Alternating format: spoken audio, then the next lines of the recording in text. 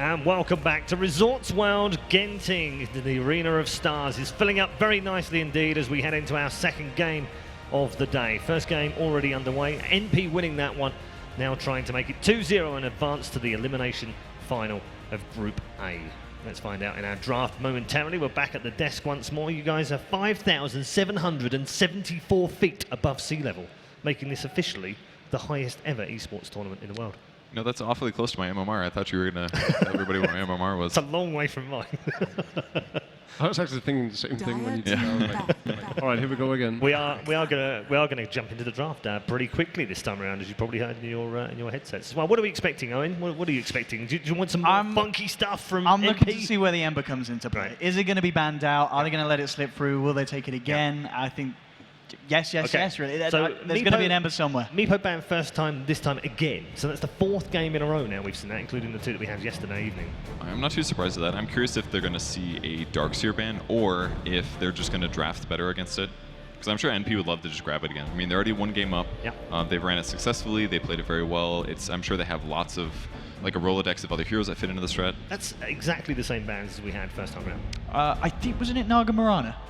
Oh, you're right, actually it was. So because that's not banned, they take it first. They're going to go. So yeah, that's a bit of a change up there. So they could still do it, but it's also possible that NP just has like 2 or 3 strats they like. Mirana is obviously a fixture that has been for months. Usually they combo with a Warlock just for Fatal Bonds, amplify damage, and strong team fighting too. Usually it's Envy that plays Mirana in the mid lane. Could definitely see that again. Do you think it's interesting that they choose to open with a completely different lineup, despite the fact that they could have easily gone for the Darkseer opener? Well, I mean, their first pick this time. Last time they were second pick, I believe. No, they could have also gone for the 2. Slaughter that we've seen.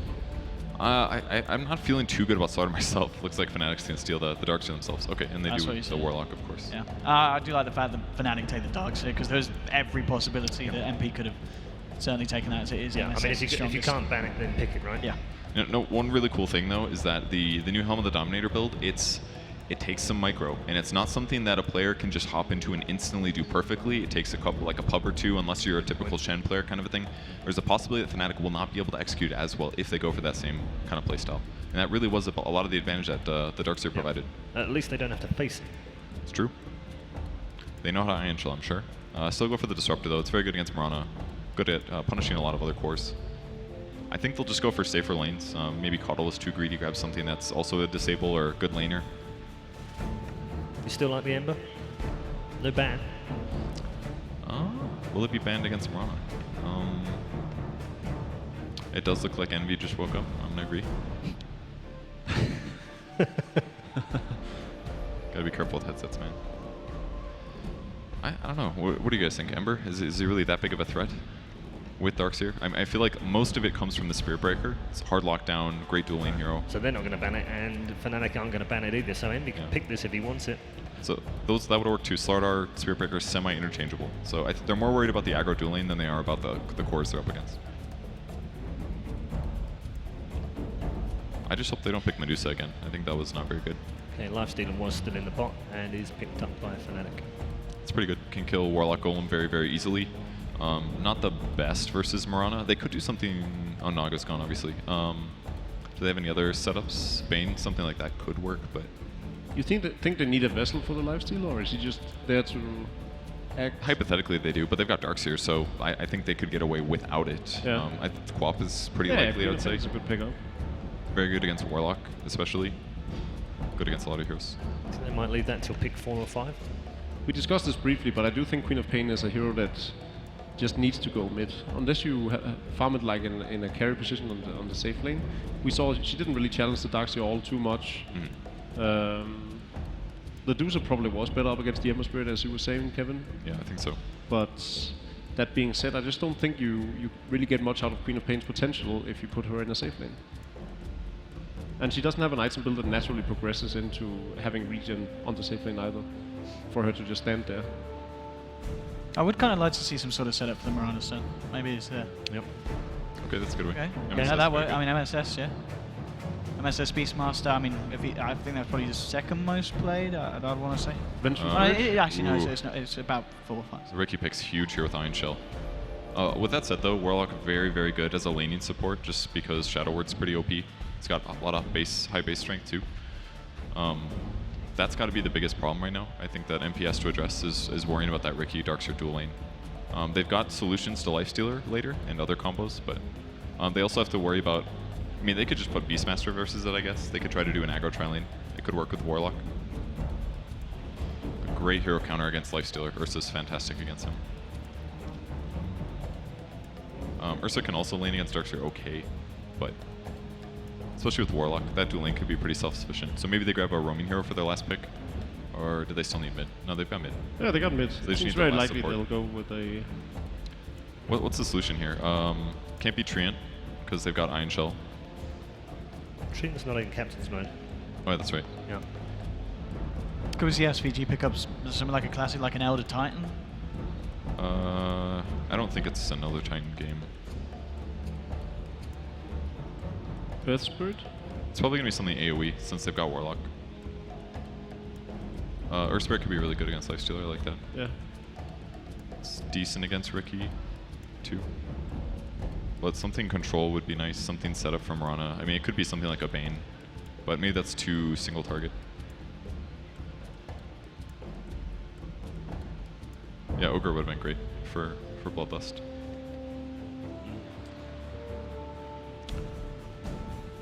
There is a Vengeful Spirit, but I don't see it really fit a purpose here. Oh, okay, NP's on Dire, I didn't realize that. They flipped the overlay here. Okay, I like that. That's very good in the lane, basically. Undyne's fantastic early game. His perks are pretty good right now. Can keep allies alive. Good teamfight disruption. You think we'll see an aggressive trident? I mean, they could probably just beat Darkseer too. Well, I guess they don't have good disable. That's the biggest worry. But they've got Warlock and Undyne for heals, so there's huge potential for outplay this game. And just like Tombstone versus Lifestealer, like there's so many melee heroes on Fnatic, they're gonna have a lot of trouble killing Tomb. And even if they like get up close in melee range with Lifestealer Rage, they can still get roared, or Ursa can jump on him and try to kill him. I mean, the Mirana isn't really very synergistic with NP right now, but I don't think it's a big deal. They just need to keep their cores alive. Okay. Okay. First one on the main stage is the Tinker. We're getting something new almost every game. How do you like the draft, Jacob? We've talked about comfort zones a lot, and I think this is down NP's alley. And considering how Fnatic played game one, I've lost, sort of like I lost my hope in virtus.pro. I've sort of lost hope in Fnatic as well. Well, you're such a bringer of joy Yeah. to the team. I think NP is going to take I it. think there's some sort of curse going on. Anyway, we'll discuss that, and we'll head over to the commentary box. Capitalist, the game is all yours, sir. Thank you, Paul. That's right, we're heading into Fnatic and NP, game number 2. We are going to have things a little bit switched around, Blitz. NP this time, they're going to have very much the early game aggressive lineup that has a timer on them because they're facing up against a later game Tinker. But Fnatic are not without playmakers of their own. Lifestealer, very clearly a big tempo controller from that safe lane position. He's able to rotate in, and they do have a vehicle, maybe not the most traditional one. They didn't get a sword or anything like that, but they do have the Riki, which means they are excellent at being able to pick off the NP heroes. Yeah, we saw that a lot at the Manila Major, the Riki plus Lifestealer combination that was really popular. And I am looking at this build. Yeah. Triple Mango. Triple Mango Eternal Envy. That is 3 HP regen a second against a Tinker. Is this purely because Tinker and Laser and miss percentage? Is this some sort of weird thing to... I think so. He has to spam Starstorm in order to get CS? I see Envy laughing, so... it's just like, maybe he's just like, this is the build, guys. He has 43 base damage, though. That is... That is so garbage. That is really low. I mean, Mirana is naturally just one of the lowest attack damage heroes. That was always the problem with her as a core, is that her attack damage was always so low to start, but... All right, he's even putting them into your backpack, making them even more useless. It is going to be an AUI Ursa that's going to be going mid, I believe. Okay. 30 seconds. But that makes... But then why do we have the... Because I was thinking, okay, at least you can do a lot of Starstorms when you're lasered. Now, I guess it's now so, why? I think it's even better against the Darkseer just because he can't really bully you out of lane. You have a lot of HP regen. Okay. But I mean, it's still curious. I'm really down to see how it works more than anything. I'm only laughing because it looks ridiculous. I've never seen that before. Yeah. But just because I've never seen it before doesn't mean it's going to be inherently bad or anything like that. In a new patch like this, Anything you really can work. can't. Yeah, you can't judge too much. I mean, by comparison, right? He spent 330 gold for these enchanted mangoes, giving him 3 HP regeneration. If you just got a ring of regeneration in the beginning, that's 325 or only 2 HP. Yeah. So there is some HP efficiency for sure. Yeah, that's so cool. I'm down. But we'll see how his CSing goes in lane, because that is kind of the true test, right? Yeah. You can have all the HP regen in the world, but if you're not actually getting CS as your safe laner because you're lacking in damage, then the build may not be worth it. They're going to be doing a sort of a dual lane. SVG is going to be starting off as the Warlock with the very abusive level 1 Shadow Word that's going to be played against In Your Dream. So they're going to not let Tinker get this lane for free to start. Eternal Envy is going to have a solo lane at top for now against the Darkseer right now. Febby is currently trying to do something pretty interesting. He's actually jungling with the Ion Shell on top of him as a Riki. Yeah, that is pretty odd. I think he just realizes, he was hoping that it'd be the Ursa so he could harass, but I think when they see Eternal Envy up here, they're going to realize that there's not a whole lot that they can do about this lane. You're not going to kill Mirana. She's got leap ready. So it's very unlikely without smoke screen that you're going to be able to get a kill. It is kind of interesting though, because he also takes this extra bit of farm away from Eternal Envy, right? If he can clear through this next stack. Obviously the first one there was already the big creep missing, but if he can clear through this one as well. I sort of think though that the Darkseer can just skip the wave, and there's not a whole lot that a Mirana can do. Like Ohio shouldn't be afraid at all. This is a 49 base damage Mirana. He's not really going to contest you too hard. With Stout Shield, if it actually gets a Stout proc, the Mirana is hitting like a wet noodle. Yeah, and so Envy going to already be pushed back a little bit, but I mean the HP regen is paying dividends. What is probably the much more abusive dual lane is coming out from NP in their aggressive lane of MSS and Rose, Beastmaster, and Undying, very clearly one of the best laners to abuse cores like this, so they're going to try and keep the Lifestealer down nice and early. That really is the big tempo controller that is going to free space for the Tinker, allow him to be able to get his boots of travel without being run over. Yeah, Lifestealer hates this kind of game though, where you're just going to get contested in lane. Normally this hero thrives on getting that one-on-one matchup, but Rose already pushing Mushi back, and your support is a Riki who can't really do too much here. He does have the Iron Shell, he's going to push things forward, but they have the Sentry ready. And we already talked about how weak Disruptor is as a lane support. This is exactly how you abuse him. So they've got 2 Invis heroes sitting in lane, both being scouted out already by NP. Rose will ensure that they know that. That is not a coincidence that you got the Kate there. So all things considered, how do you see these lanes matching up? AUI should do pretty well for farm in mid. In Your Dream probably won't die though. I mean, In Your Dream's doing fine. He still has 10 CS. Yeah. He can push the wave back, which is important. But as I say that, at mid, he's getting quite low. If AUI just chases this down, he could just get first blood. One more hit will do it. He makes sure he gets the clap. They do manage to get a small fairy fire, but that's not going to be enough. The tick damage from SVG will secure himself the first blood. So while we were talking about how mid could go even, it very quickly goes the way of NP. So it means that the only real lane that's winning for Fnatic right now is this top lane for Ohio, where, as you said, he just kind of skipping the creep wave and forcing Mirana to do all these last hits underneath tower. Yeah, Envy though, even with that paltry amount of attack damage, now has the phase boots, but before that point, still did a very good job of CSing. Yeah, he really didn't miss much, and it doesn't look like he had to like spam out Starstorms a whole bunch. He's still rocking those 3 mangoes. Yeah, Nemesis at bottom, continuing to just farm up, doing just fine on the Beastmaster. 12 CS to his name already is. Now the Riki comes mid, they've got sentries, and it just feels like NP has been prepared for the laning phase at every turn. Yeah, this is like the picture-perfect way to be able to counter a Riki, right? Very strong lanes where the Riki's not able to have an impact. You have 2 mid. In Your Dream, he already wasted that laser. He's They're going to be able to chase him down easily. He More tries hits. to juke his way through the trees. It's just not going to happen. Febby throws out the cloud, but it's a little bit too late. Maybe he can get the counter kill, though. They heal over time. like It he looks can turn speed enough this. for AOI. He's actually turning against Febby underneath the creeps. He's dropping so low, 40 HP.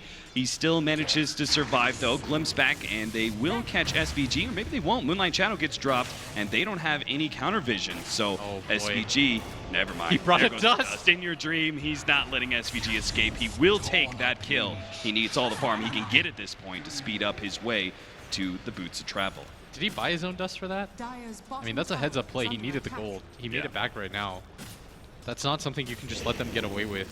But this Tinker has struggled mightily. The rest of the side lanes are going just fine for NP. Once again, off to a good start. Fnatic, though, their lineup, it feels a lot more cohesive than it did in the last game. Sure. I still don't really like the support duo. Yeah, having both Riki and a Disruptor, both who can be kind of hit and miss in the laning phase. You just need more guaranteed damage or playmakers, which is what the Ricky's going to be in a game like this, but pairing it with the Disruptor feels a little bit redundant, as they're both going to be silences rather than hard disables. Right. Envy is actually keeping pace with this Darkseer. So he is sitting at 32 and 3 in the CS. So pretty much every single lane going well. They do have the level 3 Riki, but it doesn't seem like Darkseer is going to be the offlaner that can truly take advantage of a Riki gank. So instead they're going to go ahead and Ion Shell him and give him the surge. They're going to try and chase down a hero. They're going to be able to catch Rose, slowing him down with the open wounds. Rose pops out the tombstone, but he just doesn't have enough HP to be able to survive through this. So it's not just a kill, it's a tombstone kill as well. An extra 125 gold for the Disruptor. Yeah, and they really needed that. Being able to secure your safe lane back again. Ooh, haste, that sucks. In Your Dream just spots out the haste, but SVG picks it up, and now he's going to be able to abuse In Your Dream for quite a lot of damage. They need to do something to help him out right now, because his laning phase has been an absolute terror. But they don't have those kind of really strong ganking supports, right? Like the Riki can do some things, but it's the Disruptor who really can't follow up that much. I feel like what they should do right now is the Disruptor and the Riki should at least just go to kill the Warlock when he makes aggressive moves like that. Okay. Because the Warlock's going to play very aggressive, thinking it's going to be a straight up 2-on-2. And you've got to punish that at the very least, as Ohio, once again, in the last game we saw how crazy the Darkseer was able to go off. Doesn't look like he's going to go for the Helm of Dom build in his game, though.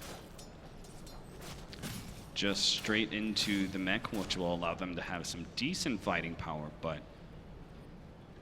I'm not sure if the extra sustain is really going to be the thing that makes the team fights work for Fnatic.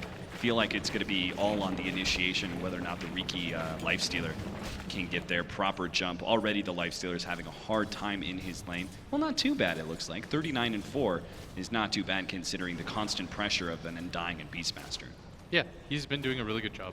They can't really kill him is the big thing, so he doesn't feel too afraid. It's more just a nuisance than anything, and it's allowing MSS to get more or less uncontested farm, which is the bigger problem here. Yeah, Beastmaster, one of those offlaners who benefits a lot more from early farm than most others.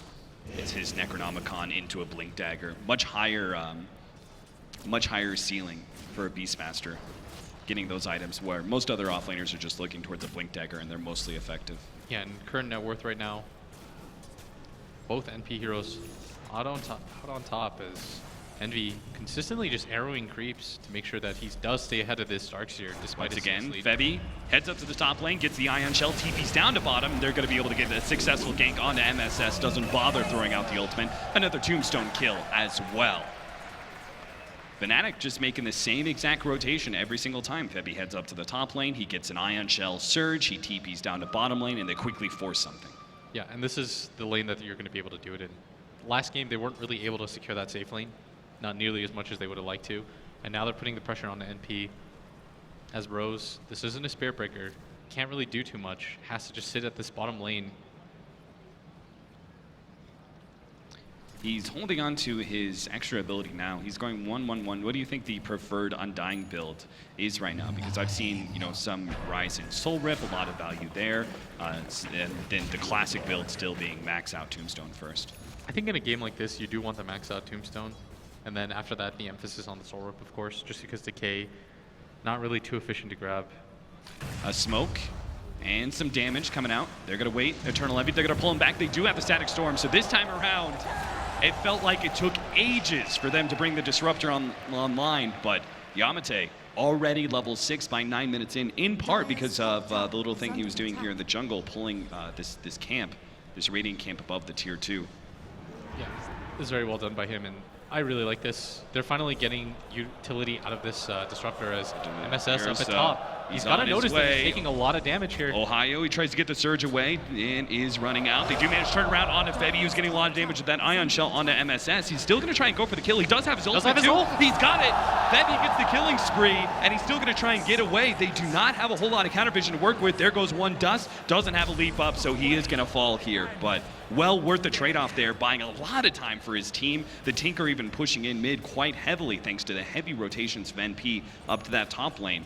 And on top of everything else, made the good trade-off in his own life for Beastmaster. He was taking so much damage from that Ion Shell, and starts to realize that there's a Riki there. They pop a sentry down, but he's still able to get the kill. Well worth it for him. And you need to do something like this, because we talked about it. In your dream, he either needs a gank or you need to put pressure on the other side of the map to force NP to rotate awkwardly. You don't have stunning supports. Like, they don't really have reliable disables, so for NP, the laning phase had to go a little bit better, because the ganking game, last game, it was there for them. This game, it is not. Right. Pressure going down, Eternal Envy. He's got the leap. It's going to be forced into it, Febby. Febby is just being so annoying in this game. Yeah. I mean, they seem to very clearly have practiced this combination, the Darkseer, the Riki. I'm not sure if I've seen too many times this very efficient use of the Ion Shell and TP into another lane like they've been doing. Yeah, and Ohio does manage to go back for the Helm of the Dominator, by the way. In his quick buy, originally going to go for the mech, but decides against it. Pick up on MSS. They are just punishing this Beastmaster over and over again. And Mushi is looking to escape here. AUI does have a double damage, but he's going to be sent right back to the mid lane. And NP, they don't really have a whole lot of catch until they pick up this Blink Dagger on the Ursa. So a lot of these heroes very simply just going to walk themselves away. That also means it's a lot better disruptor game, right? It's hard to play around when these heroes are able to just close the distance and get in your face real quickly. But now the disruptor's abilities like Kinetic Field and Glimpse can feel a lot more powerful against NP with a little bit of lack of mobility. And once again, Eternal Envy just going to get chased around. Should notice quite quickly that this is happening as they're going to make the jump. They have the Cloud, they're slowing him down quite a bit. Ohio, they may just be able to run him down with the Tinker coming in with the Boots of Travel. They are going to pop the Moonlight Shadow. He just gets the March of the Machines out. They actually are going to throw the ult down. They're going to try and TP in more, but Eternal Envy is just not healthy enough to be able to follow up that roar with an arrow and a Starstorm. So a worthy rotation for Fnatic. Cost them very little, thanks to the Boots of Travel of the Tinker. And I like this playstyle. Are they going to go for it? Yeah, they're going to pull him back. They already had that Thunderstrike on him. Going to be able to pull him back with a Glimpse. That AoE silence and miss percentage chance is going to do a lot for Febby, but now he has to deal with the Golem, so he pops the ultimate, buying himself some time. Hopes to be able to jump away. Does have that jump at any moment's notice. AUI is going to be slowed down by the open wounds. They're going to try and just keep him at bay. Tinker shoving him back. Yamate's pursuing. He has the Glimpse, but unfortunately it's nighttime and was not able to get that vision out. Febby looking to just finish off this tombstone. He's having some trouble though. He's getting quite low. Thanks like to part this, 2. don't take damage. No, Fatal Bonds. Oh, they got him. Just enough damage thanks to the zombies pursuing out. Febby was hoping to be able to finish off that tombstone, but it just wasn't enough. A rather silly death there for Febby as he's been playing so excellently in the early game, but commits a bit too much that time. Yeah, Mushi just got the rage back up, and he is going to get the kill on the Golem. And as I was saying, I do like this a lot more from Fnatic. They've got playmakers on their side. They've got heroes that can actually do something with this disruptor. As Yamate in the game before, I know what he was thinking. He's just saying to himself, why am I playing this hero if we're not going to make any moves around the map? Yeah. What do you think about these constant rotations from AUI? They seem to really want to put pressure on this Lifestealer. First they did the aggro dual lane, and then they kind of got punished by the wraparound here from Febby, but now they're bringing AUI a number of times to this bottom lane to try and challenge the Lifestealer. They're just trying to create pressure any way they can. I think NP inherently is just a team that likes to put a lot of pressure. As we saw in the last game, they just don't exactly have the same heroes to do it, as the arrow not going to connect on either target. And Fnatic will just sit back behind their tier 1 tower and wait for the heroes to come to them. At the top, Febby, he's going to notice that MSS is there. They should ping this out that the Riki's there up at top. As NP, even with 4 heroes in the southern side of the map, they just can't really do anything. Yeah. And this is just creating more and more space for the Darkseer and the Tinker. 2 heroes that are rather stationary, don't really move out a whole lot from their lanes, but do get a large benefit from being able to sit in those lanes and get a higher amount of net worth. As Ohio's now thinking about, instead of going for the mech, he's gotten his quick buy, a Blink Dagger after the Helmet Dominator. looking to try and make more initiation happen. And of course, they do have a very sick combination with the Riki. Higher levels of smokescreen combined with the vacuum, as well as the static storm, are going to make things very difficult for MP when they try and be aggressive and push in these tier 1 towers. Yeah, and MP going to go for the smoke. They're trying to make a play here. Might even walk into the Roche pit if they feel like they can. But again, they've got a Blink Dagger on this Ursa. They want to be able to utilize it. Heavy rotation into this bottom area. A Tinker kill would be perfect, but you could see that scan is kind of preemptively set up. They know a rotation is very likely to come out from NP, try and wrap and kill that Tinker. Yeah, looks like they want to go bottom. They do have... Might be able to catch him. Tinker goes up to the top lane. Looks like they may try and go on the Mushi. bottom, but it's going to be bottom lane first. Mushi's going to be the target here as AUI jumps forward. The Rage is already going out. They try and make a TP out of here. He jumps into Yamate, but Yamate gets stopped by that TP, and now Mushi doesn't really have a good way out of here. The smoke screen goes down, buys a little bit of time. There goes the rock, stunning on Mushi just enough for them to be able to finish off that core. NP back away from the terror of Marching Machines, not able to pressure the objective, it seems, despite getting 2 very solid kills. Yeah, and Disruptor just isn't a backpedaling hero. You want this hero always to be your setup. In a situation like that, he's never going to get a good ultimate off. Very good rotation from NP. They're going to transition this into a tower push, and I mean, their lineup is still very strong. We know how strong their Warlock plus Mirana combo is. Ohio tanks an arrow. He's just been trying to take all this time to actually chip away at that tier 2 tower. Darkseer, not necessarily known for his physical damage, but he's trying to make it work anyway, even using Helmet Dominator to get that extra creep in for the pushing power. Yeah. Only thing is he hasn't grabbed the Centaur. MSS was obsessed with that in that last game. Yeah. Didn't bother grabbing any other creep throughout the duration. He's got a Blink Dagger, and your highest net worth hero, you do want to see him put in some work. Yeah, so now he can, with that Blink Dagger, before it's like a Darkseer doesn't really feel like a very active hero, but with this Blink Dagger pickup, he can actually challenge NP in particular with this Disruptor. We're going to see a combination that we really didn't see much from Fnatic in game 1. Some sort of Blink setup stun into a nice AoE silence. Cannon Ward, very smartly being laid down behind the tier 1 tower by SVG, knowing that a lot of Invis heroes like to be able to scout out behind tier 1s to be able to get some vision of rotations. But they're still going to lose their tier 2 at top lane. So Darkseer, he's definitely done his job. He's tried to, even if he can't oppress a Mirana because of the way he sits back and that triple mango tactic that he had, he at least was able to take down all those early towers by 17 minutes. Yes, and this is exactly what you want out of your Darkseer, as the Satyr camp at top. Tormentor just pushing in the lane. Envy does have an arrow available though, but that is a really fast creep. Yeah. Look at that Satyr go. He's actually even going to pull in the next creep wave. He's still got 2 more shockwaves to be able to work with. This is the real space creation hero.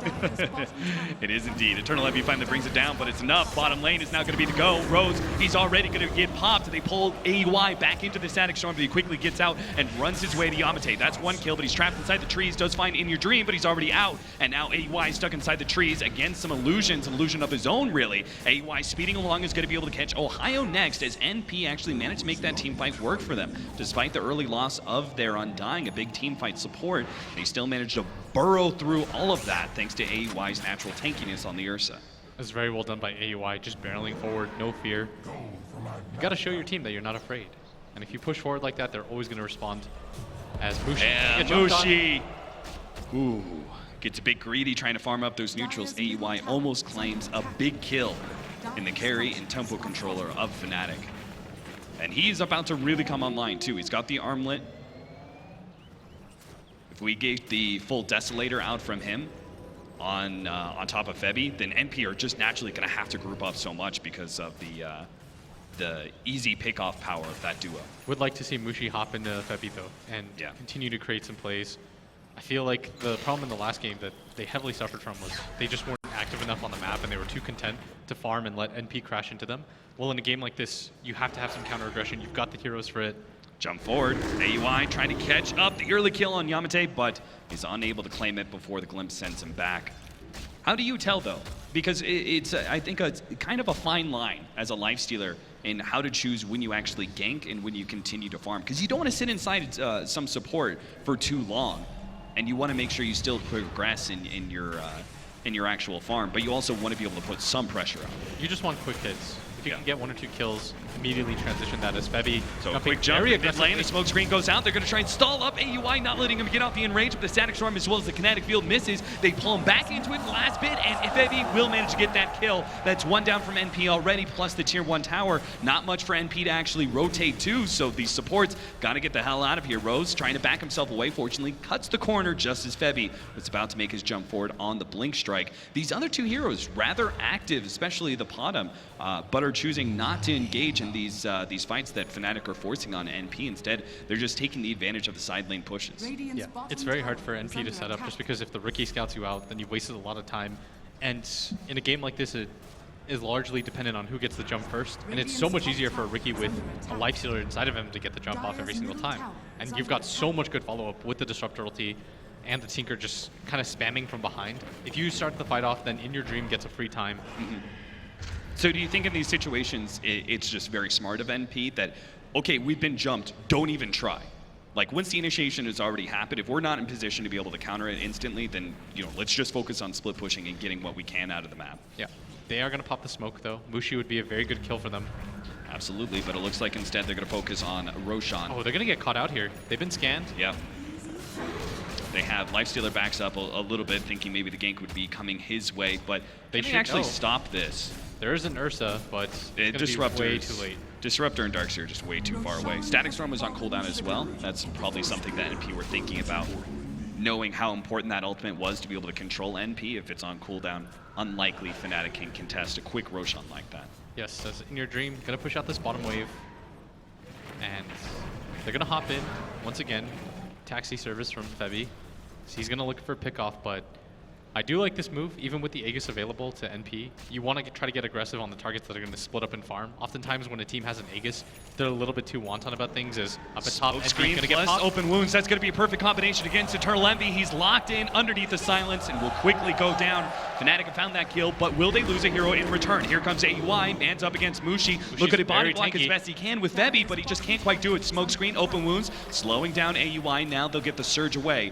Mushi will make a successful escape. NP unable to get any return fire. Yeah, that's exactly what we're talking about. If you have an Aegis, oftentimes what ends up happening is the threat of it alone is meant to hold teams back and you're able to farm out a little bit more, but they did the correct thing there. They knew that NP would split up. They went for the aggressive play, and this is a much different look from Fnatic than they had in the last game. In the last game, it felt like they were very content to just slowly get whittled away. In a game like this, they're making aggressive playmaking maneuvers. They seem to have made the adjustments to put on a really good fight against NP in this game too. Every single one of these aggressive maneuvers has the side benefit of also granting Tinker space. These heroes show themselves after the Miranda dies, and your dream feels positively comfortable to just aggressively push out this bottom lane. Yeah, I think the timing now is now for NP. They've got the Warlock Golem up. You've got an Aegis on this Ursa. And oh, this would be big. They can actually kill Febby, who has the Lifestealer inside of him. He already pops out, but he gets caught. MSS does manage to lock him down with the ultimate. They're going to drop the Golems as well, looking for the twofer. Nice backing, but it's get away here. But it's not quite enough. They can't keep the heroes inside the kinetic field. It looks like NP can keep marching forward. Speaking of March, MSS only dies to the March. He managed to keep just a sliver of HP. Wrapping around, though, AUI pressing for more. Blinks forward, goes for Yamate. Looks to rip him apart just before the glimpse. Sends him back. 3 down. NP have found their timing to take control of this game against Fnatic. And Fnatic got a little bit too cheeky there. They should have realized that NP, after that one initial maneuver up at top, was going to be prepared for that Riki. And it pays off for them as they're going to claim this mid tower. You could see NP feel very comfortable with how strong they are, just going for more kills, you know, immediately turning towards that tier 1 and taking it as quick as they can. The problem is going to be these side lanes are always being pushed in by the Tinker. So they're going to have to make these sort of trade-offs where they smoke up or make some sort of aggressive maneuver, get a pick, turn it into a fast objective, but then naturally always have to back up to deal with their side lanes. I would really like to see Fnatic start to utilize their Disruptor again. Their most successful moments was using that Static Storm, and you've got opportunities for it. You can just use the smoke. Fnatic there was just pressing their luck a little bit too hard. They were like, okay, the gank worked the first time, why not try it again? But when something works on you once in Dota, oftentimes a team will adjust and they'll say, okay, we have to 5-man, we have to be a little bit more cognizant of that happening. Right. So so you were saying, instead of doing this kind of like 2-man gank thing with the Riki and the Lifestealer, you think that maybe they should do like a 4-man smoke gank? rotation and just like bring overwhelming numbers just to try and change up the way that they're playing? Your Tinker can always meet you halfway, and because Yeah. you have a Tinker and a Darkseer, your side lanes are always going to be shoved in, so it's hard for NP to guess where you're going to be if they're playing correctly. They could even bring the Helmet Dominator creep with them, right? So Tinker has easy access to Yes. being directly in the fight. Yeah, and Yamate going to set up some ward vision here, and NP going to move in, reclaim their own jungle. Very good move from them. Clear out any sort of danger as Ohio looking for that Shiva's Guard next, and he's very close to it. This is the benefit of him farming so long. That's going to give him a lot more kiting power against that Ursa. Yes, that's exactly what you want to do against heroes like Ursa, as MSS does have that book 3. Gonna go for that Blink Dagger next, just so he can be able to catch the Tinker. It is a very easy kill for him. Oh, well, I mean, you just nailed it. Right Yes. on the money, Blitz. Go for 4. They're going to go for the 4-man smoke, leading, of course, with the Riki and the Lifestealer combination. Yeah, you know that it's not going to work again, the same tactic. So you might as well up the aggression a little bit. They're going to have the Tinker pushing out bottom, perhaps. Maybe hoping that NP will make a rotation looking to catch that Tinker. And Fnatic will be in a position to be able to take the first strike. But NP seem hesitant to move down to that bottom side of the map. Envy, Oh, don't go up this cliff. he's going up the cliff, and he's going to be caught in a silence, and the vacuum static storm with the combination catches 2. They'll take both, and NP have no real response. Maybe they do. Hey, Weiss going to jump forward fearlessly, This is go a for big Mushi, but commitment. now he's going to be caught by the laser, and he really just doesn't have it. He's going to be kited around, goes for Yamate. Looks like he'll be able to get that 1 kill. MS says he's focusing on Mushi, almost got off the roar, but he doesn't get it. The smoke screen stops him, and Mushi turns around and claims his captor's life.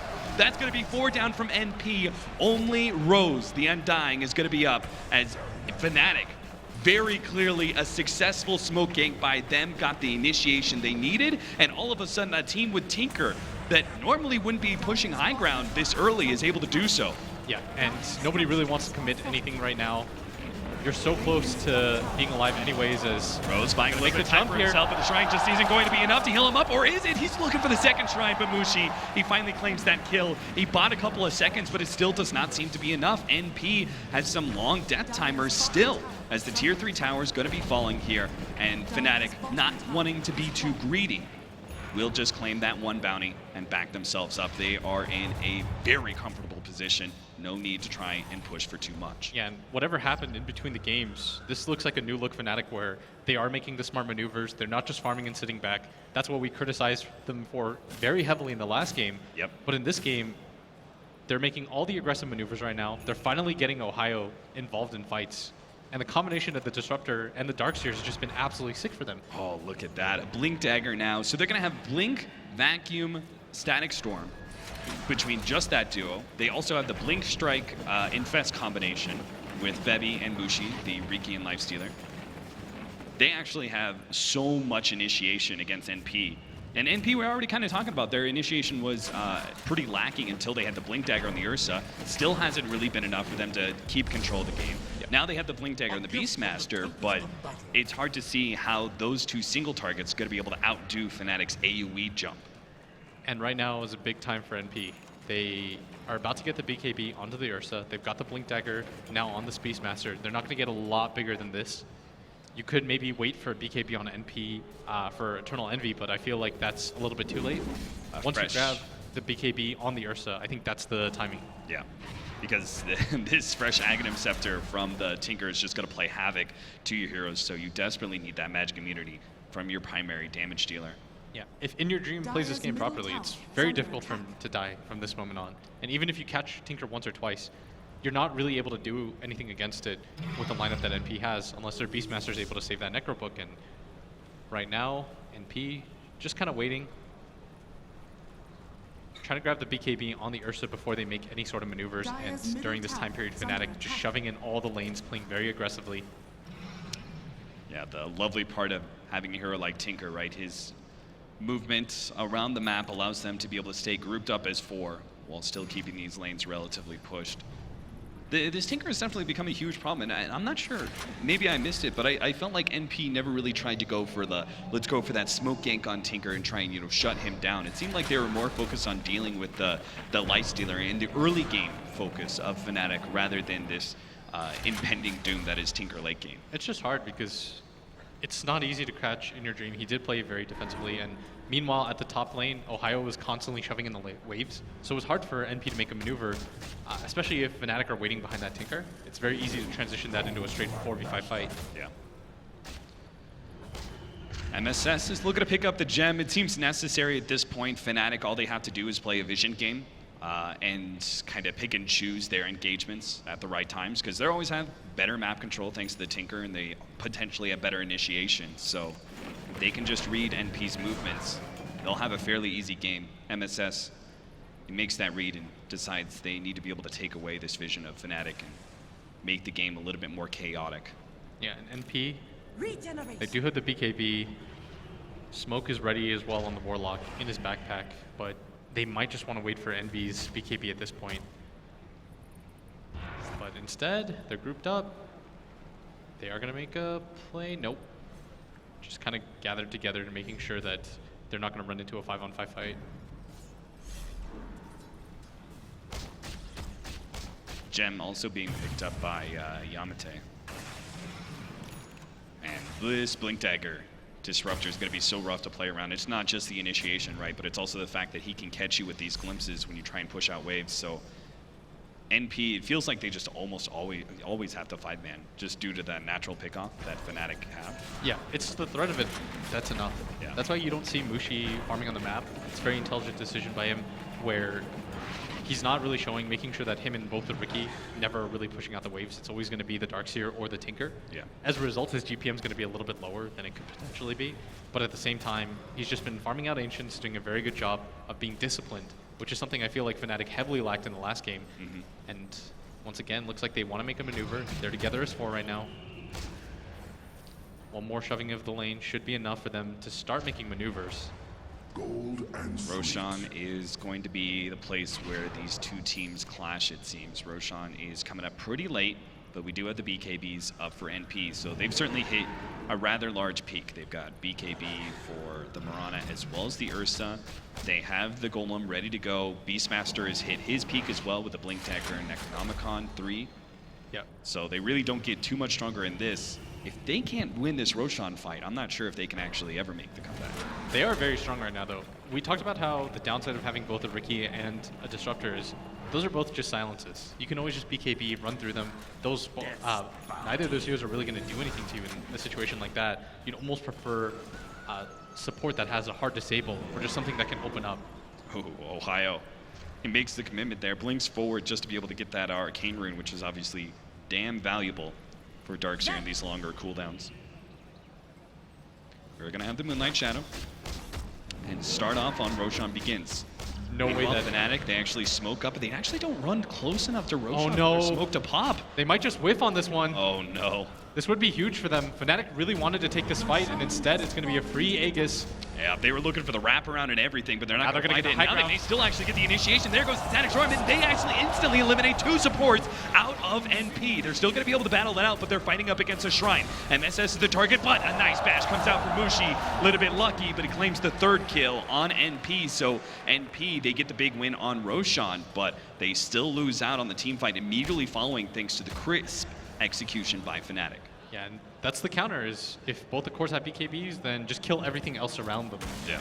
And that makes it nearly impossible for them to fight as Envy battling up at top in your dream. Not going to get hit by that arrow, and Envy going to get forced back. As tower mid going to go down, Ohio pushing forward, but doesn't really look like they want to try attempting the high ground. So if you're NP though, right, you cannot look at that last team fight and be discouraged. You kind of still have to be aggressive. You've got the Aegis in your hands, you've still got those BKBs. Even if the last fight was pretty disastrous, you still need to just go out there and force something against Fnatic. What that teaches NP more than anything is that they've got to be the aggressors, so that your supports can be in the backline, setting up abilities. If they get jumped on by the Static Storm, you lose 2 heroes like that. Even with these BKBs and this Aegis, you're not going to win that fight. Febby is getting caught here, but Gem Supporting is cast. not on the Ursa. Speaking of Gem, they actually lost it, didn't they? Yes. Oh, that's rough. They're just continuing to farm out. It's inside the base right now. They've got one already. No need for 2. Both teams heavily rely on the gem. Okay, so you need to be aggressive as NP, but how do you actually set that up? Because you can't just like, okay, we're all back up, let's go smoke and run out there. It's going to be pretty obvious with these lanes pushed in. So what kind of movement do you need to actually do as NP in order to set up an aggressive maneuver in the next 2 or 3 minutes? I think Envy needs to grab travels. Then he's going to shove out the side lanes really far and meet his team with the Hawk. Okay. That's the only reasonable way to do it right now, because otherwise what ends up happening is that Envy pushes in one wave, then he hides, then Ohio sends an Ion Shell creep up there, and then Fnatic knows what's going on right now. That's usually the dance that you have to play, and that's exactly what he goes for. He has the boots of travel. Moonlight Shadow. The lanes are reasonably pushed out. Febby, though, sitting on top of this high ground. It's going to make things rather rough. They have the Centaur coming forward too. They did scan, though. They know they're here. And they start immediately blinking themselves back. They do not want to take this fight. They're going to go for a blind arrow. Not going to happen, though. Yeah, the angle just isn't there. And I think NP has to get out of here now. Very dangerous. Fighting around that shrine, particularly against the Tinker. Now has himself a Bloodstone. So even if they do manage to get a successful pick on the Tinker, they can't think that they're going to be able to immediately go for objectives. That first death timer is going to be quite low. And MSS trying to find it, but he's going to guess now, but he's not going to be able to get the Primal Roar. Not in time. Yeah, he's going to shove out this bottom lane, and at this point the game's getting really frustrating as In Your Dream now going to show himself up at top. Envy going to go for the arrow. It's going to land. In Your Dream is going to be caught here. Not going to have the blink available to him. Gets the laser off, though. It's going to be really time. Eternal Envy's going to have to pop his BKB in order to keep the damage on In Your Dream, stopping him from blinking out, and they do get the pick off. Bringing down those Bloodstone charges, but only an 18-second death timer for the Tinker. He's going to be right back. Yeah, trying to protect your shrine at bottom. NP going to start making their way down. And Fnatic, they've almost got their Tinker up. They could take this fight. They know there's no Roar available. Maybe they think they can catch NP off guard with some quick aggression after a pickoff like that, but it seems like NP are not going to leave too many heroes trailing. AEY is actually going to run into In Your Dream. This is a good opportunity to be able to take him down. They've already got the Tinker dead, but the rest of the NP is going to be a little bit lacking. Now they get the Golem down. Rose was the target, but he's still keeping himself alive. Mushi is now already down to half health, gets bashed up. Now here comes the Static Storm. Vacuum combination. A big play coming out from Fnatic. Go they turn the fight, and maybe the Ursa is still going out, but he's going to get kited around, going for Ohio, trying to catch him out. AEY, a sliver of HP that he's working off. The Urn is finally going to take him out with the Thunderstrike. Bye-bye Aegis and P. They look to be able to catch a little bit more. Yamate is going to be chased out here. AEY is hoping to be able to catch up to him. That one zombie is going to be enough. Eternal Envy. Oh, blink back, TP out. They're not going to catch him. Yamate actually gets away. What a beautiful combination there from Fnatic once again with quick vacuum Static Storm. Turns what would have been a really nasty fight due to the Tinker being immediately gone. Yeah, that was still fantastic though from NP. This Ursa playing so well. AUI understands his role perfectly. It's to create as much chaos as possible with that Aegis. I mean, with the Tinker gone immediately, it felt like that was a fight that NP should have just rolled over Fnatic if it wasn't for that cleanly executed combination. Yes. That was more of salvaging that fight though, rather than being able to outright win it. Once you lose heroes like that, we talked about it. If you lose 2 heroes, no matter how strong you are, you're not going to be able to win that fight. And NP finally get the jump off that they need. We're rapidly starting to see whoever starts to get the starts the fight is oftentimes the one winning it, especially in a game like this. If you're NP, you kind of keep up the aggression, right? You're in a good spot. These heroes from Fnatic are very unlikely to be working off of any buyback gold. This could be a game that you could start snowballing a little bit. I think they do need another Aegis though before they make another move. Okay. And that's why Fnatic are playing very aggressively here.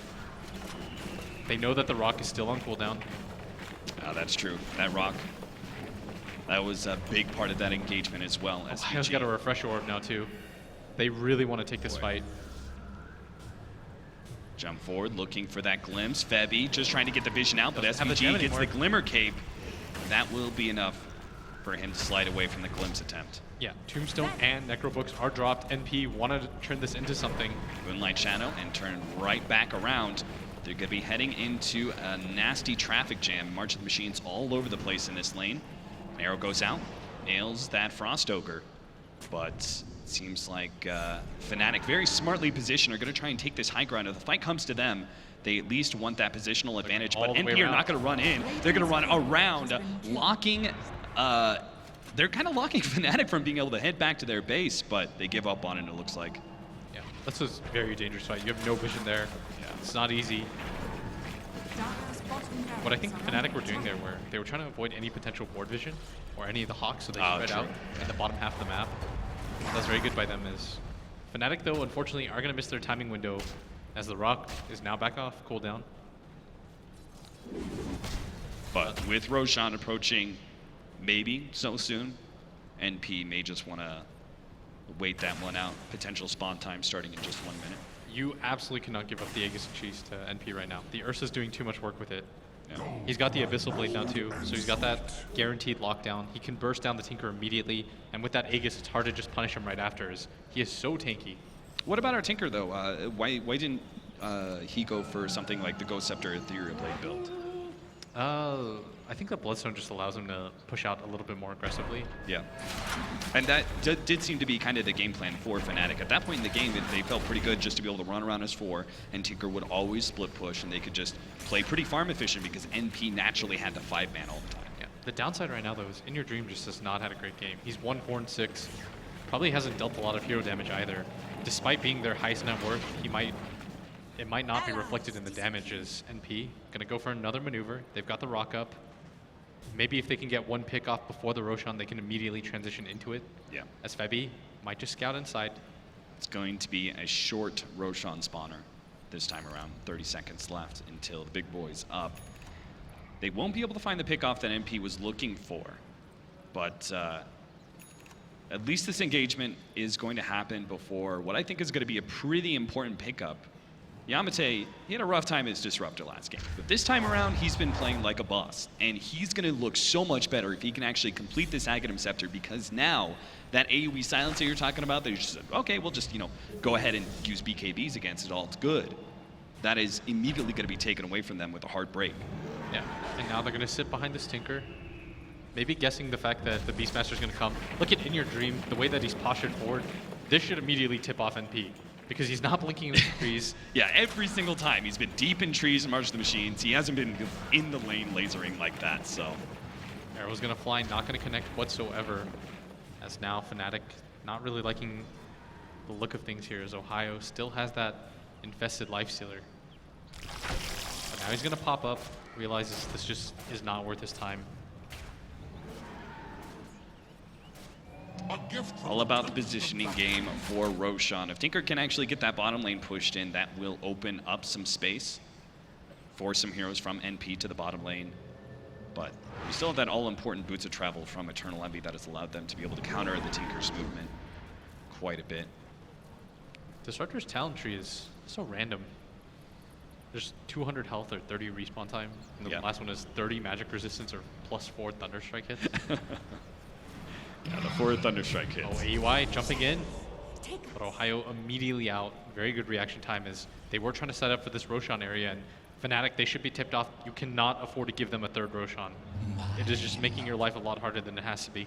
Yeah, despite the Tinker pushing in that bottom lane, NP did not feel comfortable just rushing it. They are right on top of a ward. Yes, they are. And that'll be presumably one of their wards that gets countered in the next minute or two. And now there's a gem flying out. We talked about how important it was for both teams to have one. You've got Mirana ultimate on one side, the Riki on the other. It feels good, I think, for Fnatic to stall. They've got Scythe of Ice coming in pretty soon for the Tinker, this Aghanim's upgrade for the Disruptor, as well as his level 3 build. Even Ohio has a good amount of gold, nowhere close to getting Scythe of Ice soon, potentially because he wants to hold on to buyback, but it seems like they've got some pretty integral teamfight items that can be built in the next 2 or 3 minutes if Fnatic can just stall this Roshan attempt, but NP may just try and force it with like a solo Ursa in the pit, the rest of the team outside. I mean, especially with the Disruptor Axe coming online as well, it is very dangerous for them as Yamate. He's going to have it now. This is going to be the big pickup for them, and NP might not expect this. As Fnatic, they can posture around that Roshan pit very safely. This is a potentially game-ending team fight play. They get the right kind of vacuum, Static Storm, Axe combination. I'm hoping for it. I'd like your voice to go hoarse. 18-16. 44 minutes in, third Roshan attempt is determined whether or not NP is going to get closed out in this game 2. And and forced to go into a game 3 if they have the shot and making the comeback against the Tinker in the late game. Yeah, he now has the Hex available to him, very farmed. And NP, But it does big mean item he for has me no is still going to buyback. be that Disruptor ultimate with that Aghanim Scepter. So many of these heroes have no buyback here. They've got the Comes high ground, smoke wrap around, but the high ground is already sitting there. Rose is immediately going to pop out the tombstone. The initiation is a bit of a whiff. They already have Ursa trying to challenge heroes on the side. They're going to pop out now, but that is not an initiation they wanted. And Mushi is immediately going to be roared up as well as the golden drop. so far away so now. far down. They're actually going to be losing Mushi in a second here, and they're going to look for more. Yamate gets caught. That's going to be Ursa cleaning up the extra kill. He turns and collects Mushi's death as well. That's going to be 3 down from Fnatic, and they cannot bear to lose this Tinker. He does not have buyback, so NP cleanly taking 3 and can now try and force a buyback if they want to, pushing through the mid lane and going for the tier 2. That was way too much hesitation shown by Fnatic. They weren't really sure what angle they were going to take. Yeah. The Darkseer jumps in, but the Disruptor is so far down to the south. EY just pinpoint isolates him. They now know that the Disruptor has the Aghanim Scepter, and now they're going to grab the 3rd Roshan of the game. Aegis and Cheese. You said AEY was doing so much work with this extra life earlier. He is fully maxed out at this point with that 6th slot being taken by the Aegis. He's got Abyssal, Desolator, BKB. He rips heroes apart. But again, the initiation is going to be the most key part here. If Fnatic actually get the right kind of a jump, not just with the Axe, but even now the Scythe of Ice, Ursa could find himself well controlled and unable to do much even with 2 lives. Yeah. I still feel like, I mean, with the Aegis, if you force the Oh, Tinker nice out, play. They're going to be able to pop that Lincolns and immediately get the Scythe of Ice onto Eternal Envy. Half a second, though, is all he needs to be able to get off the BKB. And actually turns around, trying to go for Ohio here. Will manage to dodge that arrow, and Ohio is going to fall in by Eternal Envy. Very nicely played. Envy with the no fear. Yeah, he absolutely turned around. He's like, all right, Tinker's already kind of blown his load. He's going to have to back up. I'll just take the free kill on Ohio. Yeah, that was very sloppy from Fnatic, as now they're starting to show some signs of cracking, as NP doing a very good job around the map. And that is a gift. It's not often that you just see straight up 1v1 fights like that where a hero is going to go down that easily. Envy now has a Mjolnir, does do a hefty amount of damage, and Fnatic are just being beaten back now. Do you think that extra lane push is that important? Do you think the static charge is pretty strong? Why this Mjolnir over, say, the MKB? I think it's both. The MKB is okay, but with this Maelstrom, you can push out the lane so quickly. Yeah. It's a very good damage tool for Mirana as well, who does lack the attack speed. It's kind of a very good in-between item. Is now NP going to take out that tier 1 tower top and most likely keep going. I mean, Fnatic, they once held a 15,000 gold lead, but that is all being taken away, as now even Febby potentially going to be caught. They get a 4-staff forward, pops his ultimate, he does have the blink up, so he should be able to get away. But NP, all those towers up, they were up for so long because of the split pushing power of the Tinker, never allowing NP to really get on the offensive, never really controlling this game. But it's going to pay big dividends now as they collect all those tower bounties and rack up what could be a pretty decent net worth lead after this is all said and done. Yeah, and the biggest thing about giving up that Aegis is it resets everything for Fnatic. They're afraid to take these fights, so they pretty much just have to wait out the 5 minutes. And it allows NP to just continue to get aggressive on the map as they're finally knocking down some towers against a Tinker. This mid lane gonna get shoved in. Febby, not spotted there, as he's gonna blink his way up.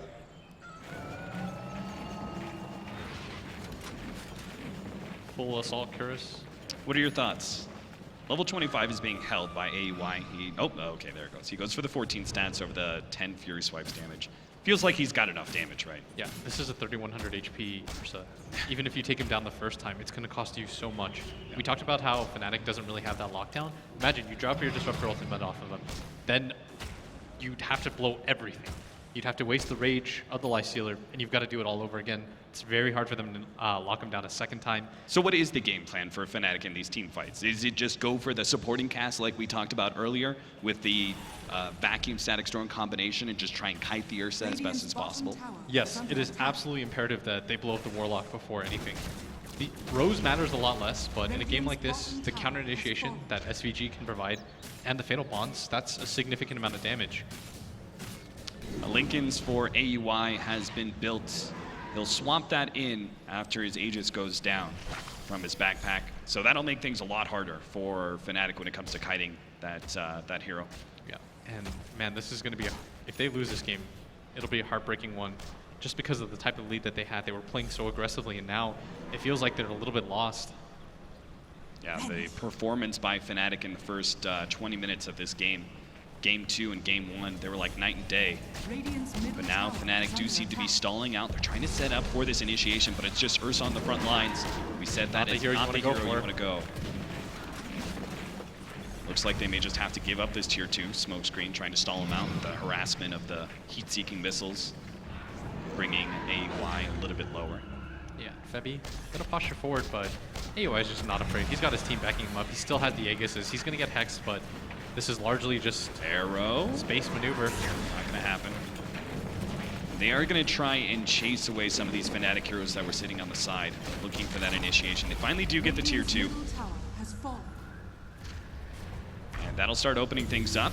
Eternal Envy really trying for this one. They do have the Lifestealer inside. He immediately pops out, gets the Abyssal Blade onto Eternal Envy, but he does and manages to walk himself away. Now the Abyssal Blade plus a Primal Roar lockdown. That's going to be an easy kill onto the Lifestealer. The laser draws things out a little bit, but they do manage to rock the rock, actually stalling up some of the retreat of the heroes on Fnatic. They pop the Shrine, but it looks like they're going to be forced into a buyback on their Lifestealer.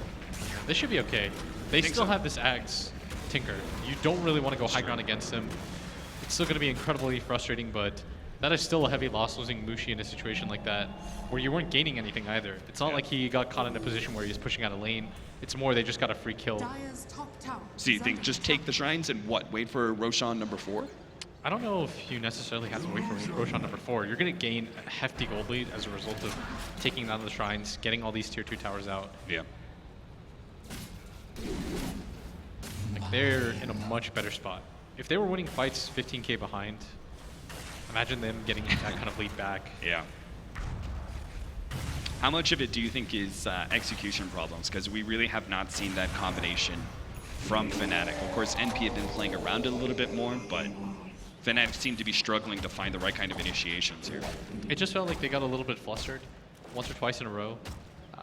Obviously, that mid-engagement where if they had just gone all the way around, they would have been able to take the high ground position. And you always want to strike going downwards, so that you know it's coming, you know how to set up an initiation. But when their smoke broke, it felt like they just were completely lost.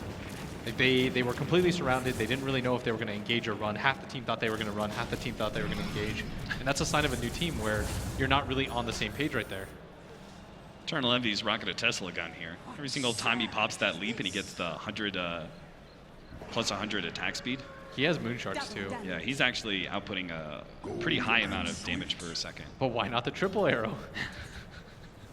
It's so cool. Did you have a problem with that one in your watching your DC game? I mean, it was just funny more than anything. Yeah. You know that Weehaw's gonna go for the triple arrow. He was a boss with it though. He did get him a few times. Yeah.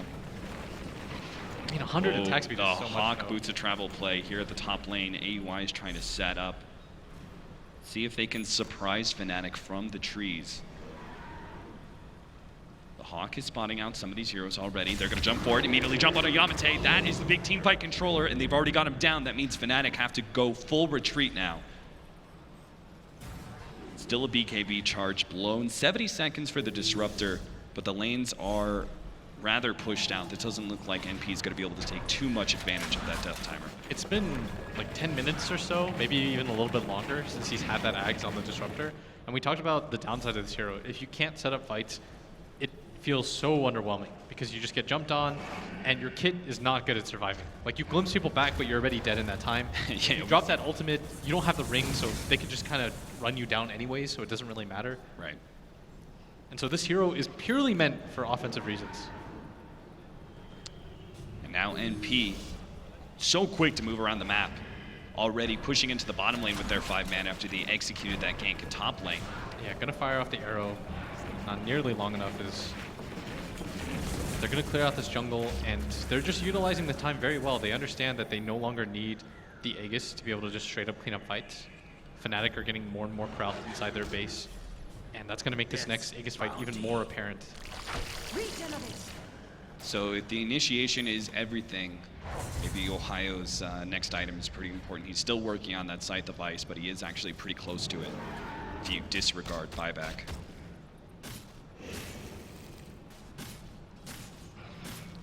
So NP just clearing out their lanes. Now they're most definitely waiting for the next Aegis. NV is 6 slotted. Could feasibly, I'm not really sure what you replace at this point. Most likely the Blink Dagger. If you're really going to go for a 6th item, you can just swap it around with your backpack as well. So they're going to make an aggressive maneuver forward. Roshan has now entered the battlefield once again. Fnatic already positioned on their side of the cliff. Just trying to get vision down. See if NP are going to try and attempt that early Roshan. Yeah, and wards are going to get spotted out by MSS. But NP, they're in no rush, right? Yes, they are not, but Fnatic definitely is. They've definitely proved that they can take this late game. Seen them fight back against that 15,000 gold lead. Now that they are the ones holding the gold lead, they can just wait for a mistake by Fnatic. Yeah. Right now, it just feels like the Tinker's not doing enough in a lot of these engagements because his team goes down so fast. Then he's in a position where he's just like, am I really supposed to enter this fight? More than enough burst damage for NP to immediately turn the fights into 3v5s, which is why it's so important for Fnatic to get the jump off with their Disruptor. Otherwise, you're in a position where you're using all your spells defensively and you're getting run over. Barreling down that top lane. This will help them get a bit better control of that Roshan pit area. Yeah, keeping exactly Fnatic off that cliff area, right? If they know that that top lane is pushed in, then they feel pretty comfortable about this, but somebody has to deal with this mid lane, or they might even just barrel in for this Roshan, assuming that it's more important. And that is exactly what they're going to do. Yeah, they can go ahead and trade a They're actually not going to lose any tier 3 tower damage. NP still going to try and stay grouped up here. They don't want to risk what happened last time. AUI is going to take the jump forward, but they are going to go for the Static Storm combination, but it's only on an Ursa. He does have the combination, but he can't quite get the cheese off. Maybe he'll die to this damage over time. The jump forward, the Riki's not quite enough. Now the Golem gets dropped and the turnaround happens. The rest of NP come forward. Mushi battling up against Eternal Envy. He has the MKB, but it's just not enough against those 2 heroes plus the Golems. He gets beaten down to a pulp. Only the 3 heroes of Fnatic will stay alive. All of NP a bit low, but man, if they had just killed that Ursa, he didn't have the cheese, he didn't have the Aegis, he was so low. The Riki even jumping forward, trying to finish him off with that last bit of an ultimate. They're going to fight Bebby here too. Bebby's trying to jump forward on himself outside of the range of the gem. Looks like. Okay, did you see how fast those golems were attacking with the Yes. Necrobook aura, the that Beastmaster aura, oh 100? my god. That thing was just clubbing away at Mushi. Yeah, poor Mushi didn't know what the hell was happening to him. I have never seen a Warlock Golem attack that fast. As they are shoving in all the lanes, Tinker does make going for the high ground annoying, but man, they have to be so satisfied with how the fights have gone. NP is that Ursa, 3,400 HP. Even with everything that they dropped on him, he was still able to get out of there. Boots of Travel, TPing on MSS, looking for a jump here in the top lane, not going to find anything. NP, despite being against a Tinker, thanks to that last team fight, the death timers that we're still waiting on from Fnatic, they're able to get complete control of this map. All the lanes are pushing in. And this is beginning of the end potentially for Fnatic as NP start closing in on objectives. They're going to lead things off. AUI on the front lines here. Oh, actually jumps forward, actually gets brought back because Lotus Orb, the Blink Strike, they're going to be able to get the Static Storm combination on top of the 2 cores. That is a nasty death. Fnatic, they're going to have to try and somehow kill Eternal Envy. He's going to pop the BKB, but they get the Abyssal Blade onto him. Bramble Roar coming out, not quite in time. A Scythe of Ice stomps MSS, but they still manage to get Eternal Envy back. NP will start the retreat as they do not want to use that buyback on the Ursa. First time that initiation has gone south for NP, and that was all off the weird Blink Strike Lotus Orb combination. I mean, that was just kind of absurd here. Is the Ursa doesn't really have too much survivability, just a 6-second BKB. Gets the Disruptor ultimate dropped in front of him, and NP tried towing the line, seeing if they could go high ground, despite having the Tinker alive on the enemy team, and that is an emphatic no. I almost got him. The Surge run forward. MSS doesn't have the blink up in time. They're going to be dropping the gem here. Fnatic They've been dropping the ball here for so long, over 30,000 gold swing in the last 15 minutes, but now, when things seem their darkest, Fnatic, they managed to actually execute. And that is a dead Beastmaster for 80 seconds and a dead Ursa for 30. You could feasibly force buyback here, and Fnatic now have a win condition. This is incredible. As Febby jumps forward, he knows that the gem was just recently lost. Yeah, he with these 2 heroes still down, this is so much information for him now too. Yeah, they can maybe get some sort of jump, find a quick pick, force the buybacks, or maybe we're just going to be seeing these racks die. That is still 50 seconds dead on the Beastmaster, not really willing to commit that buyback quite yet with the Ursa dead. As now it's going to go down. But the mana Rax is already gone. Is it going to be worth it? They actually managed to get the arrow onto Febby. The counter vision finally laid down to get the counter ward in place, and the gem is returned to NP. Still, first racks of the game taken by Fnatic, and 5 minutes ago I would have told you you were crazy if you predicted that. But 30 minutes ago. Oh, in your dream. He's got to get out of here. March of the Machines. He's got to continue to make his way up. He is going to be able to get out. It looks like the Blink Dagger's just not coming up. And Fnatic, all of a sudden, they've breathed new life into this game on the heels of NP getting a little bit too cheeky, trying to walk up high ground against a Tinker and a Disruptor. The Tinker, he's reaching full micro status now. He's got the Aghanims as well as the full out Dagon 5. So when it comes to defending on the high ground, he's got that bouncing laser, but when it comes to actually executing heroes and finding those pickoffs, they've got that heavy damage burst available. Man, I cannot believe the twists and turns this game has taken. It's been a rough one for both teams. What's the game plan here? Wait for Roshan number 5? Is that what it's all about? These extra lives? I don't even think that's the determining factor. Yeah. It's NP trying to force the waves in one more time. But the problem is, the annoying part is, you're playing against a Tinker and a Darkseer, and you've got to deal with the creeps at bottom that are going to constantly be shoved in due to the fact that you've lost racks. Eternal Envy is refusing to go that MKB. He's like, BKB is good enough for me. He's got a Satanic now. Oh, MSS, he's in the position to try and catch this Tinker, but he's just not quite gonna get there. They're trying to lay these traps out, but In Your Dream is just one step ahead of them, it seems. Yeah, he's done a very good job of playing this survival game now, which is exactly what you want out of the Tinker. Like, he hasn't really been caught out in the past 20 minutes. He had 4 deaths early on, and since then, he's just been a thorn in NP's side. They're desperately trying to lock him down, because they know that's the only way that they can go for the high ground. AY, careful. We've got Febby pushing himself pretty far forward. Actually, Moonlight Shadow, and they're going to try and poke outside of their base here. Yeah, they want to take a fight outside of their base if they can. Going high ground has always been a problem against a Tinker, but maybe if you can catch them outside of their base, you can make a quick maneuver, start pushing down the lanes.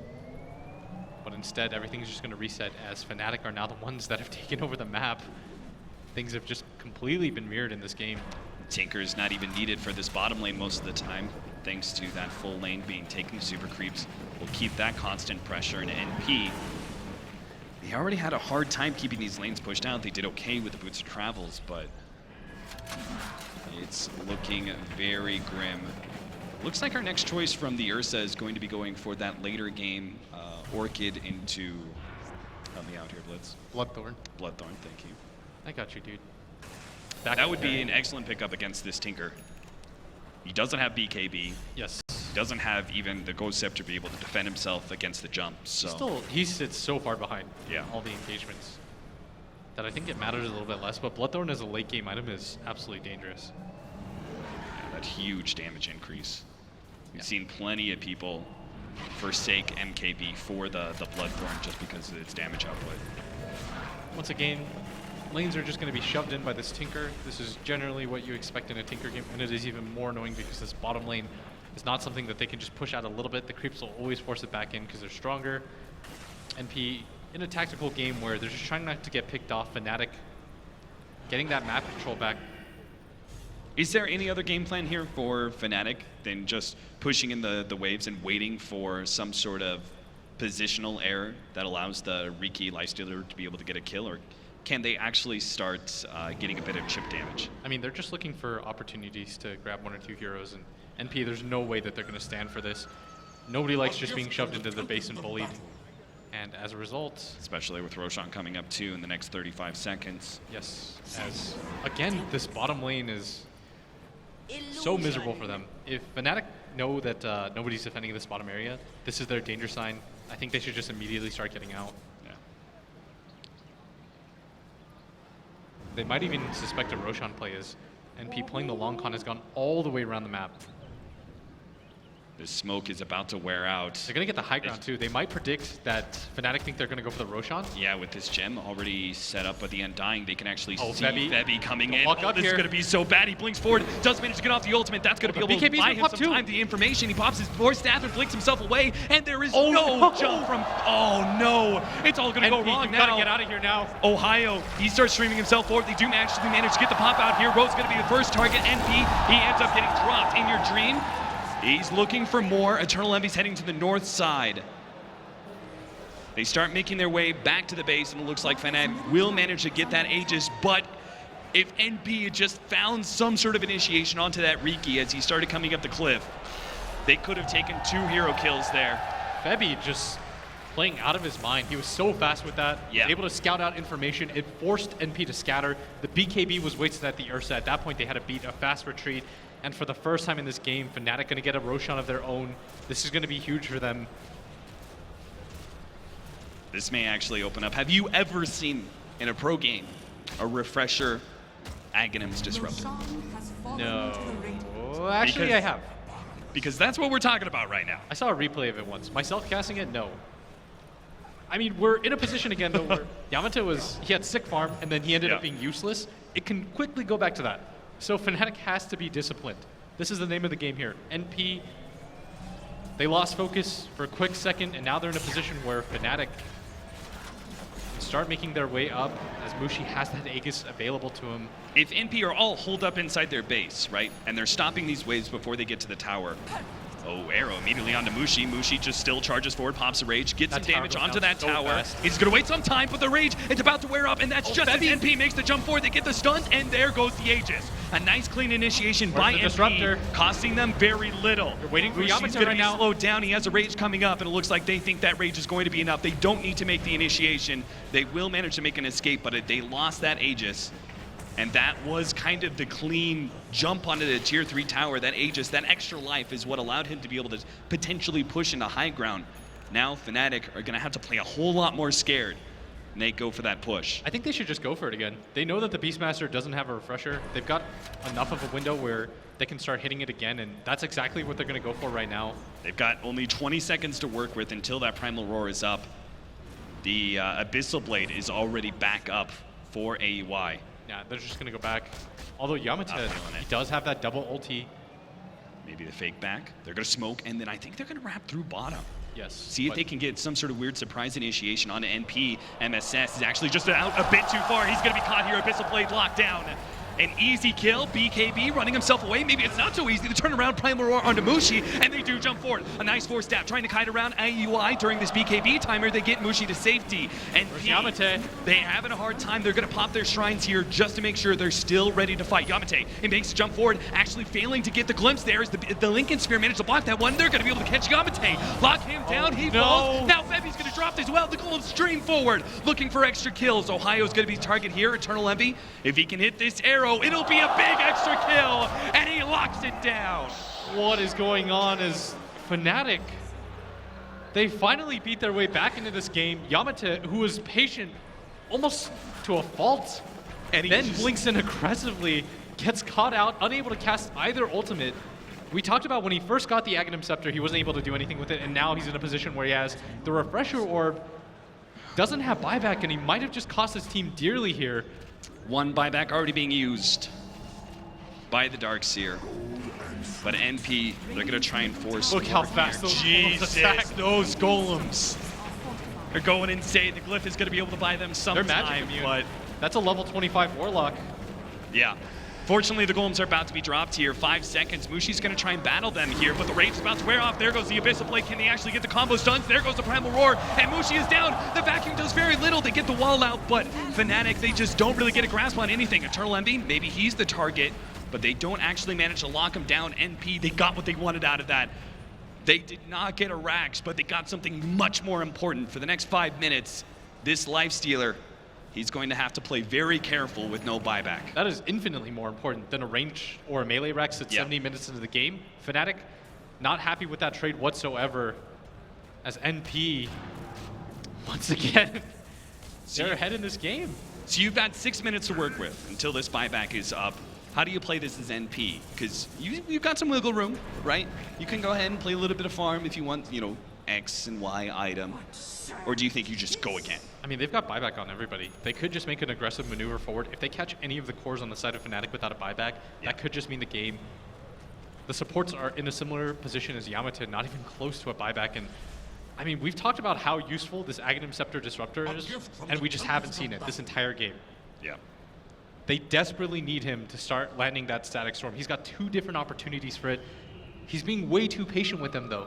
In that initial engagement when they went on Mushi, I feel like there was an opening right there, but almost waiting for a perfect situation. Yeah. And that's just never going to work. NP, they've played 70 minutes against this Disruptor Static Storm. They've learned to adjust their positioning accordingly. Yes, they've done such a good job of that so far. As In Your Dream now has a Necro book, really playing the micro game, shoving out all the lanes at once. Yeah, now we can finally get some chip damage onto these buildings without relying on a hero. Yes, to be on the front lines. Fnatic, they're still playing, they're posturing a lot. They know that their Lifestealer doesn't have this buyback, but maybe if the Disruptor can get a good angle, they're relying on him quite heavily right now. He's been the component missing in these team fights for Fnatic, as they desperately need that lockdown through the BKBs.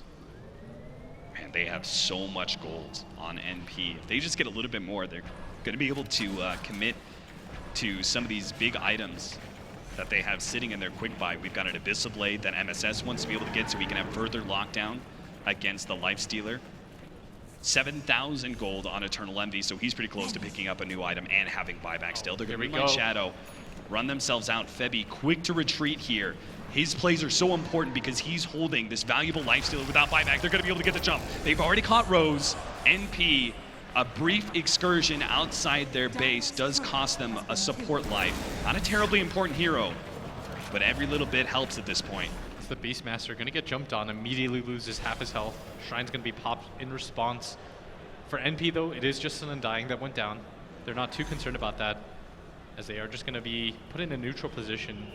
And Fnatic, you know they don't really want to go for a straight-up push. Is Eternal Envy going to be the target? Febby, are you going to go for this? You're going to be able to get the jump in. Abyssal Blade already breaking through that Lincoln, but Eternal Envy does manage to get out. He leaps pops forward. BK. Oh my god, how is he jumping forward like this? He's just man-moding up and he'll still hit the arrow. Mushi ran into it. Ohio's going to come in to get the Static Storm out, but they don't manage to get the vacuum. He refreshes up, still trying to catch these heroes. Yabate's not going to be able to get the opportunity for a second Static Storm. Mushi cannot afford to die here. Trying to catch these extra heroes. Ohio turns around, throws out the wall vacuum, but he gets eliminated immediately. Tinker trying to make his way back, hoping to be able to buy enough space for Mushi does not to have retreat, travels. but he doesn't have travels. He's only working on phase boots. He's going to be caught here. He does have an advance, but he's just not up in time. He's down for 2 minutes, 100 seconds on the Darkseer, and NP, it looks like they finally found the team fight that ends everything. They've got to push out these lanes, but they're just going to be facing into a Tinker for the next minute and a half. Eternal Envy just went insane this game.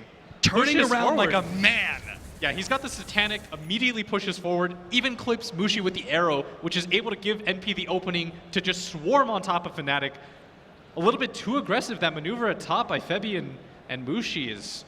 In Your Dream, you're going to have to do something amazing here. Arrow not going to connect. If you could get the pick before NP actually starts grouping up, that'd be fantastic, but it seems unlikely. So the next step is making that huge Aghanim's hold inside of his base. There's a full minute. Everyone has travels, so if they lose any hero, they can just throw bodies right now. Are NP just going to go straight for tier 4s at a certain point? They're focusing on the Raxes at mid for now, but Eternal Envy's made the call. They're going straight for tier 4s. Where's the hold? In Your Dream is just not in the position to be able to stop this. They've already taken out one tier 4. This is going way too fast. He needs to be able to... Oh, the golem's just being dropped just to get the extra damage. This throne is going to be dropped so damn quickly. MSN jumps in. Already managed to get one. Rose going to be caught inside the Static Storm. They managed to get the big Undying, but it doesn't matter. The damage dealers are focusing on the throne. In Your Dream, he throws himself in front of the throne, desperately trying to stop this push, but it's not going to happen. NP, they'll claim game number 2 and close out this series. After 74 long minutes, such a back and forth battle as NP finally prevails off of the play at top by Eternal Envy. Really well done. NP breathes a sigh of relief. After blowing that initial lead, they turn things around. They go away with a 2-0 win.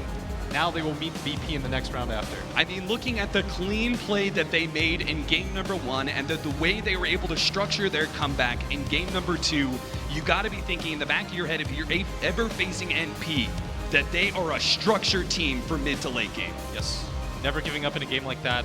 Well played as Fnatic with a much better showing in game number 2, just a little bit shy of that victory.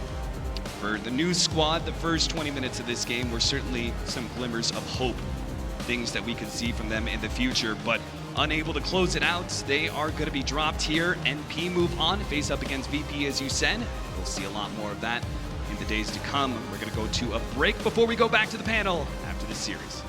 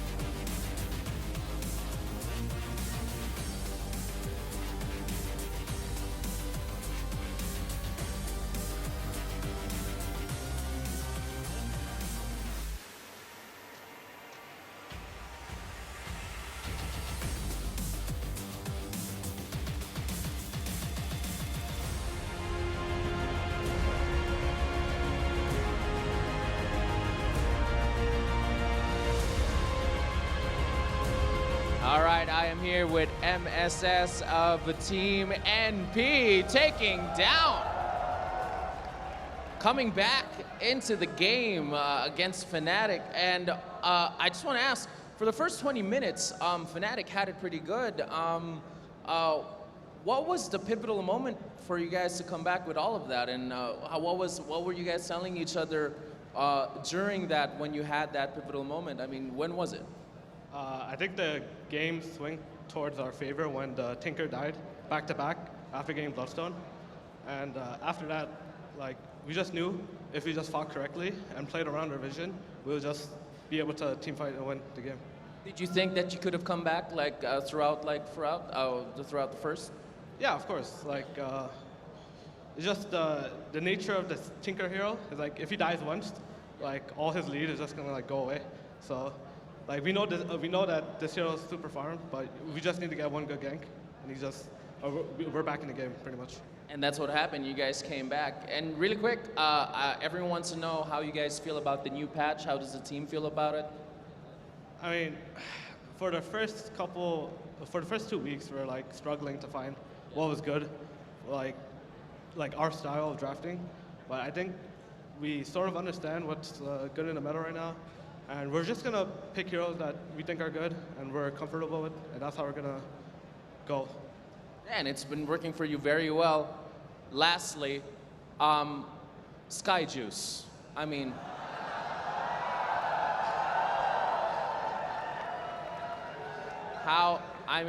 are you gonna drink some after this? Cause you won. I mean, you must be thirsty. I mean, of course, dude. The Sky Juice here is amazing. All right. So he's gonna have some Sky Juice because I'm sure he's thirsty. Make some noise for MSS Team NP. Congratulations on the win, buddy. Thank you. Thank you very much, Jerry. Yes, well, 2-0 MP have won their match to survive here, of course, at ESL One Genting. They will move on to play virtus.pro in the final game of Group A to decide the semi-finalists. We've got our experts back at the desk once more to break that down.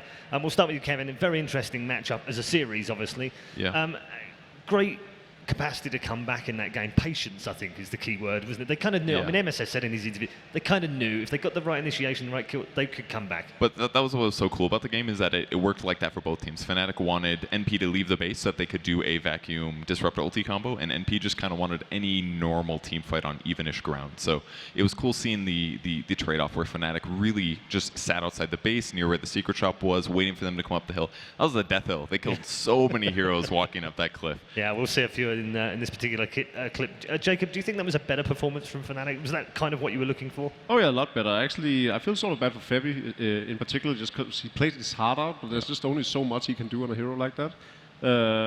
Obviously, everyone from Fnatic had moments where they actually shined a lot. I thought the Tinker in the later stages of the game, sure enough, he gave away those deaths that allowed NP to get back into the game, but he also played it the way he needed to for like 20 minutes or something leading into the hour mark. The death cliff. Yeah, that's the death cliff. I was actually surprised in this particular fight that you see AUI blinking in and fighting after they just lost 2 members. Yeah. I think I figured it out. He built Deso this game. Normally Ursa works really well against Lifestealer, but Lifestealer's perks are actually pretty fantastic against heavy physical sources, so I feel like AUI felt stronger just because of how Ursa used to be versus Lifesteal, and he had Aegis there and he wanted to use it. So I think it was those 2 things why he went in. You really enjoyed some of the itemization and changes throughout the game. Kevin. You could really see the theorycraft by the end of the game. I mean, they bought Drum of Endurance on Undying, first item. That can give attack speed to the Golems, to the Necro 3. They had AC on Beastmaster. They had Beastmaster attack speed, or they had Mirana's Leap for 100 attack speed. You kept seeing the Golems just slap like crazy. And that was the value of their draft in a lot of ways. It really helped Ursa be better later.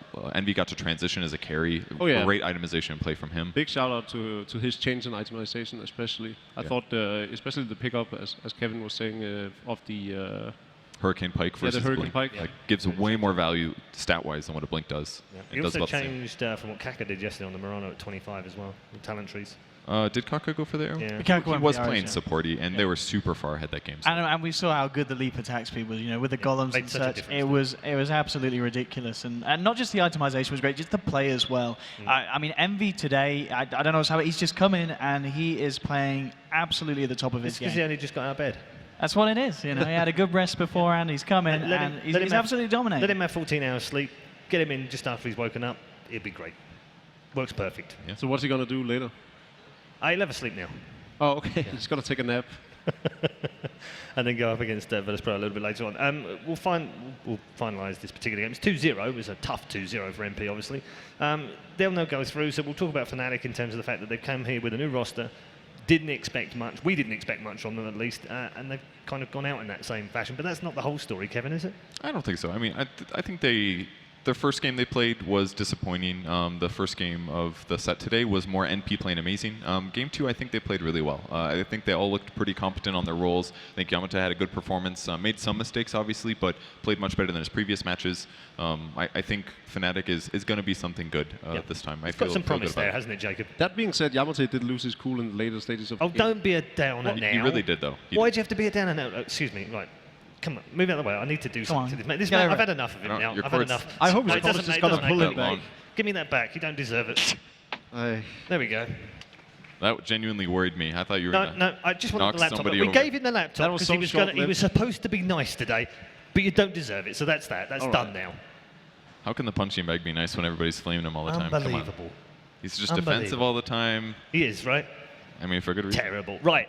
Enough of this nonsense on the desk. Instead, let's go for some nonsense with Sir Action Slacks, who also had Purge with him earlier on with some fans.